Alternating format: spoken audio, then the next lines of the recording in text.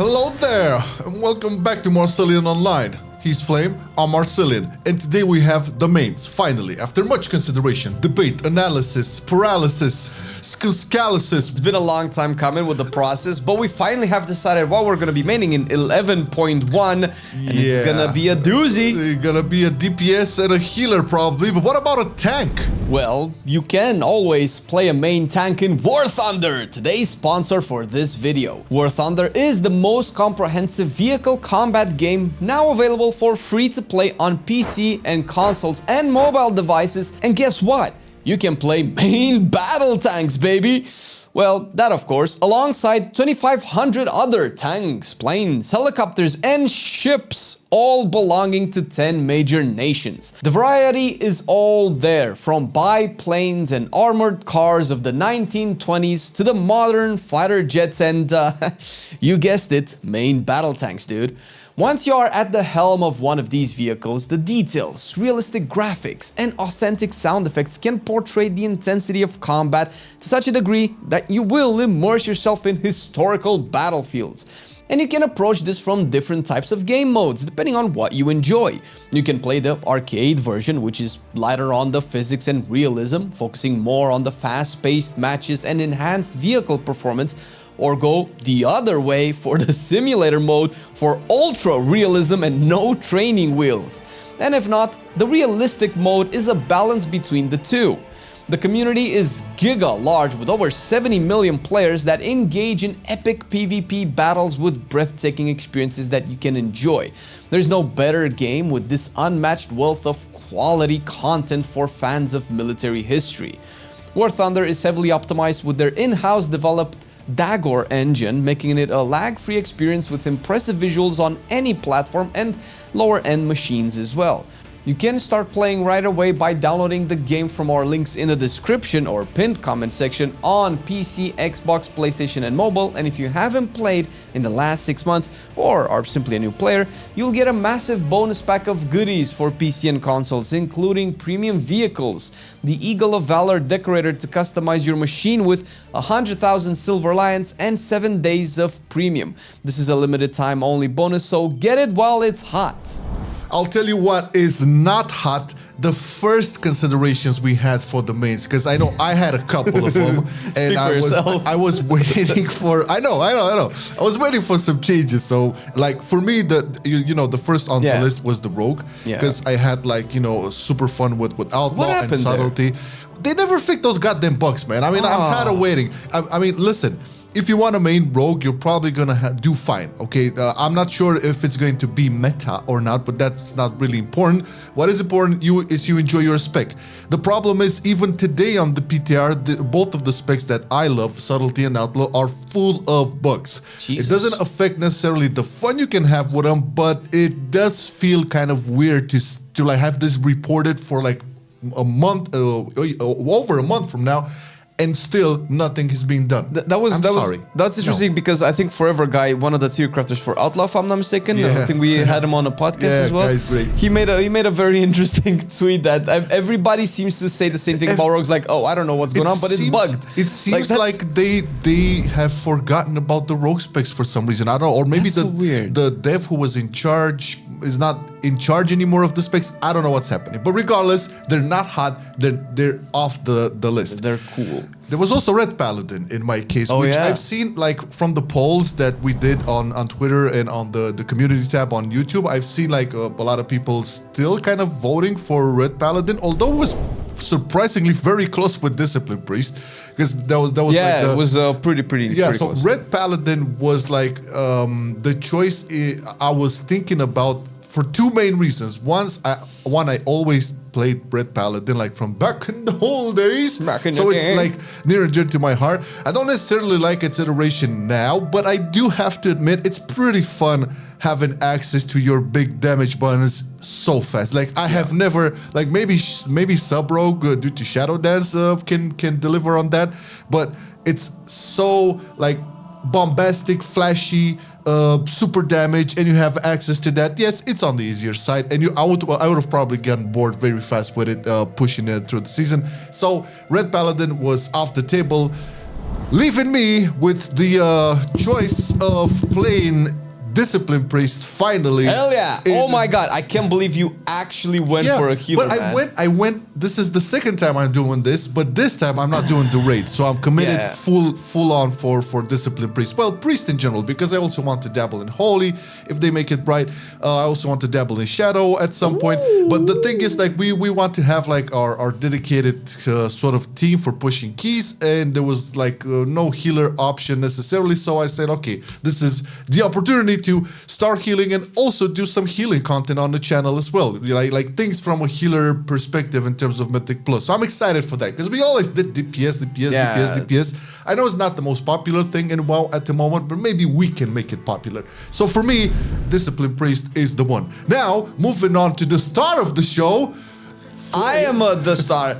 Well, if you have been following our content for the last month or so, let me give you a little bit of a story time. I thought it would be really cool once we knew that the PTR was up that, I'm definitely gonna change my main because I knew that they were gonna bork Fire Mage. Fire Mage was killed. I have to say, but what if we make kind of like a content, like a thing, like a meme, like how about we make spreadsheets and all of that? And I went through like to the max. just crank it up. And I went through all of the specs in a game, mostly DPS because I knew I was gonna DPS in the raid, and I was like, all right, well, let's see, let's give everybody a fair shot. And it narrowed down in the last week to Havoc Demon Hunter, Windwalker, and last couple of weeks, and Enhancement Shaman. Now, Enhancement Shaman is obviously a very popular spec. It's actually cranking, and although I think it just got nerfed the other day, I don't know how much by, but it's probably still gonna be a very top contender for the meta. Plus a beautiful spec. Yeah, it's beautiful. It's very well designed. It's one of the best specs in the game, but my guild had a lot of shamans, everybody was playing shaman, and it felt like one thing that shaman didn't bring that my other choices, the monk and the demon hunter, brought is a lot of mobility, which after playing mage for a whole season, I was like, dude, I cannot go back to being immobile. And I kind of dropped it because my guild had too many shamans, and it was an opportunity to main something that I haven't mained before, which is either demon hunter or monk. And the one that actually fell off was also Havoc Demon Hunter as well. As much as I was surprised because it felt like you were going in full on Havoc Demon Hunter. Yeah, it's true because they both Havoc and Windwalker bring in very unique things that the other spec doesn't. For instance, Havoc actually has build diversity, and pretty much all of its talents, with the exception of maybe Fell Barrage, is actually working really well. We just released a Demon Hunter, Havoc Demon Hunter video, which you can watch. It's still a good spec. I'm gonna probably play it a lot as an alt, which I normally don't do that much. And it's very difficult to play. It has probably one of the most complicated openers in the game. Like always hearing that is like, man, this is such a contrast to what, like, and I think still people's perception about Havoc is like, too bun spec. Yeah. You boys have to try Havoc Demon Hunter. It's no joke. It's one of the most complex. Like, just looking at that opener, oh my god. I mean, it's good, but not everybody enjoys that type of complexity. Yeah. I like that the hero talents are fairly close, not that close, but they're decently balanced, and you can have different playstyles with the hero talents, and that was great. But it did come to a point where yesterday on stream, Matt asked me, bro, just gun to your head. Do you have 2 seconds to decide what is it? And Monk just popped out, and I'm like, I guess I'm a Monk player. It's Monk. Yeah, it's Monk. It's Windwalker. Of course, I like to dabble into tanks and healers as well. I won't have to thankfully heal too much because Marcelian's got that covered. But it happened a lot of times this season when we wanted to get into groups, and there were nights where we, like, everybody else was busy, and I'm like, bro, we need a tank, we need a healer. It's taking so goddamn long to find us. Like, so okay, might as well play something that has some range, some options. Awesome. Okay, now let's just, like, so it's official. It's Windwalker. It's Windwalker Monk and Discipline Priest.